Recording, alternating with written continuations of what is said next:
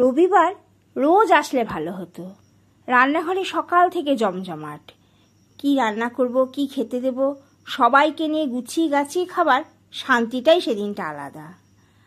আজকেও সকাল থেকে এরকমই টুকিটাকি নানা রকম রান্না বান্না করে নিয়েছিলাম। রান্না করে সাজিয়ে নিয়ে চলে এসেছি আপনাদের সামনে। এই যে যেমন করেছিলাম আজকে উচ্ছে ভাজা, মানকচুর পাতা বাটা, আর মাছ, মাংসের ঝালটা আলাদা করেছি, চিকেনটাকে আলাদা করেছি, আর এখানে করে নিয়েছিলাম লাউ চিংড়ি সঙ্গে পুদিনা পাতার চাটনি। গরমের থালা একদম রেডি। উচ্ছেটা প্রথমেই ভেজে নিয়েছিলাম, এবারে আর একটা কড়াই বসিয়ে দিলাম। অনেকখানি লাউ সঙ্গে একটু চিংড়ি দিয়ে করলে সবার বেশ ভালোই লাগবে।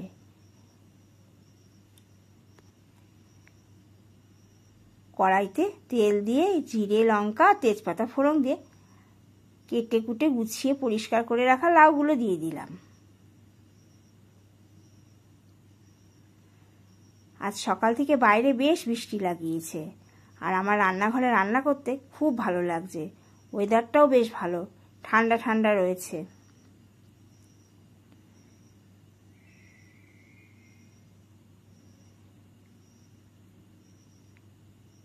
মশলা করার জন্য নিয়েছি কিছুটা জিরে, আর এই যে শুকনো লঙ্কাগুলো, এগুলো তো লাউয়ের সঙ্গে থেকে গেলে ফেলে দেওয়াই হয়, তুলে নিলাম তাই। আর এবার দিয়ে দিয়েছি চিংড়ি মাছ।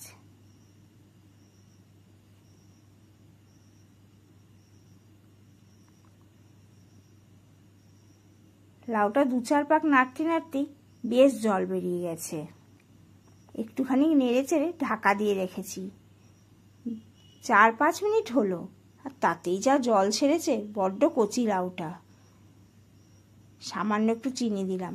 লাউ চিংড়িতে একটু চিনি দিলে ভালো হয়, তবে ঢাকা না দিলেই ভালো হতো।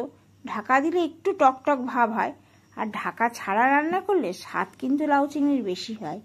এই যে মশলাগুলো গুঁড়ো করেছি, এটা দিয়ে করব আজকে চিকেন। আজকে যে চিকেনটা রান্না করব একটু তন্দুরি স্টাইলের, তবে মাংসগুলো তো একদম পিস পিস করে আনা বাজার থেকে, সেই জন্য কিন্তু পুরো তন্দুরির মতন হবে না। তবে ওই স্টাইলে করলে স্বাদটা আলাদা হবে। চিকেনের আর রোজ রোজ কি খায় বলুন তো? একে না এক এক দিন এক এক রকমভাবে করি, তাতে সবার একটু খেতে ভালো লাগে।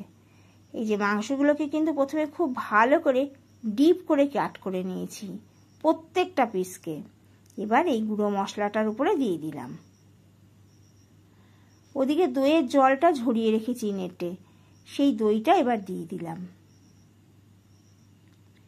পরিমাণ মতো নুন, যতটা নুন এই মাংসে দরকার ঠিক ততটা নুনই কিন্তু দিয়েছি। এবার মশলাটা দিয়ে দিলাম। এখানে আছে আদা, রসুন আর লঙ্কা বাটা, তবে লাল লঙ্কা বেশি দেওয়াতে মশলার রং খানা দারুণ এসেছে। তেলটা গরম করে রেখেছিলাম, এতে কিন্তু লঙ্কা গুঁড়ো আর দিইনি, যেহেতু লাল লঙ্কা আমি দিয়েছি। তবে 2 চামচ টমেটো সস দিলে দারুণ স্বাদ হয়। দোকানে যখন এরা চিকেন তন্দুরি করে, ওরা কিন্তু সস দেয়ই দেয়। দোকানে বা বড় হোটেলে তন্দুরি খেতে গেলে তন্দুরি দেখেই আগে লোভ এসে যায়, খাওয়ার আগেই কিন্তু দারুণ মনে হয়। আমি ওরকম কিছু করিনি, তবে সামান্য মশলা টশলাগুলো ওইভাবে করে দিয়েছি, এতে স্বাদ কিন্তু একদম অন্যরকম হবে। আর গন্ধখানা পুরো ঘর বাড়ি সব আজকে ভরে যাবে তন্দুরি তন্দুরি গন্ধে। কড়াইতে দিয়ে দিলাম খানিকটা তেল, আর পেঁয়াজটা ভেজে নেব প্রথমে। এখানে মাংসটা তো একদম কষা কষা হবে, ঝোল হবে না, তাই একটু গামাখা মাখা একটা আলাদা করে ঝোল করে নিলাম। সঙ্গে এই মাংসের সঙ্গে বেশ খানিকটা মেটে দিয়েছে, সেই মেটেটাকে তো আর ওর সঙ্গে দিলাম না মশলা মাখার সঙ্গে। এবার এখানে পেঁয়াজটা নুন হলুদ দিয়ে ভালো করে আগে ভেজে নিই। যেহেতু মাংসেরই ঝোল করব, সেই জন্য কিন্তু আদা, রসুন আর লঙ্কা ভালো করে পেস্ট করে পেঁয়াজের সঙ্গে ভেজে নিয়ে যে মেটেটুকু ছিল, মেটেটাকে ছোট ছোট করে টুকরো করে করে এইখানে দিয়ে দিয়েছি। সব নেড়ে চেড়ে একটু গরম জল দিয়ে ওইদিকে মাংসের ঝোলটা করে নিলাম। মানকচুর পাতাটা বেটে রেখেছিলাম, কালো জিরে দিয়ে কড়াইতে ভাজতে লাগলাম। আর তন্দুরি মানে একটু স্মোকি সেন্ট হলে ভালো হয়, সেই জন্য ঘিটা গরম করে ঢাকা দিয়ে রাখলাম। কড়াইটাকে দেখে নিলাম খুব ভালো গরম হয়ে গেছে, এবারে একে একে সমস্ত মাংসের পিসগুলো বসিয়ে দিলাম।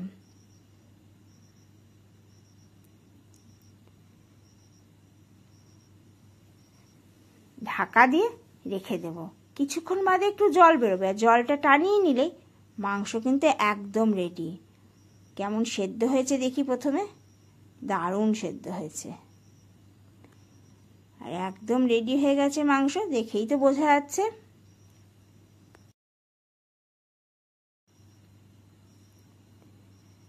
মাংসগুলো এই জায়গায় এসে কিন্তু একটু উল্টে উল্টে দিতে হবে। ধৈর্য ধরে ধরে উল্টে দিলে একদম তন্দুরির মতন রং এসে যাবে, দেখবেন।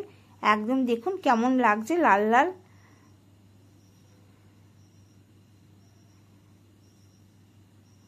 যেমন গন্ধ, এ গন্ধ খালি নিজের ঘরের কেন, আশপাশের বাড়ির লোকেরাদেরও লোভ লাগবে। কিনা রান্না হচ্ছে একেবারে, তবে কত সোজা। এমনি করে রান্না করে বাচ্চাদের টিফিন থেকে 2-1 কাপ চায়ের সঙ্গেও নিয়ে বসা যায় 2-1 পিস। মাঝে মাঝে এভাবে করলে ভালোই লাগে।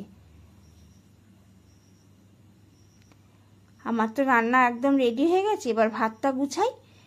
এখানে কচু শাক বাটাটা প্রথমে দিয়েছি, মানকচুর পাতা, রঙটা ওই জন্য ভাজার পরও সবুজই আছে। আর উচ্ছে ভাজা, এই যে উচ্ছেটাও ভেজে রেখেছিলাম তো প্রথমেই। এই একটা দিনই বাড়ির সবাইকে খেতে দিতে নিজেরও ভালো লাগে, সবাই একটু তৃপ্তি করে বসতে পারে।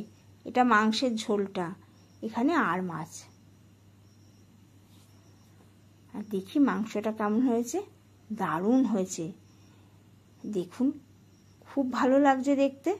খেতেও কিন্তু ভালো হয়েছিল, খুব নরম হয়েছে। দাঁড়ান দেখাচ্ছি একটু পরে।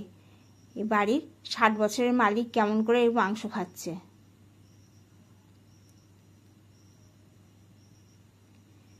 বড় একটা চিকেন পছন্দ করে না, কিন্তু আজকে চিকেনখানা যে মালিক এত পছন্দ করেছে কি আর বলি।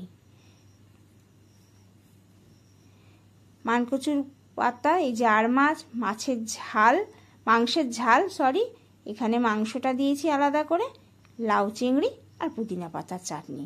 এই তো আমার থালা সাজানো একদম রেডি হয়ে গেছে। আর দেখি ভদ্রলোক কি বলে এবার খেয়ে। কেমন খাচ্ছ গো? দেখুন দেখি, চোখই খুলতে পারছে না, এত ভালো লেগেছে। আজ আর একবার ভাত নিয়েছে। আজকের দিনটা আমার জন্য সার্থক। বড্ড মেপে খায়, তবে এরকমভাবে যেদিন একটু ভাত চেয়ে খায় সেদিন খুব ভালো লাগে।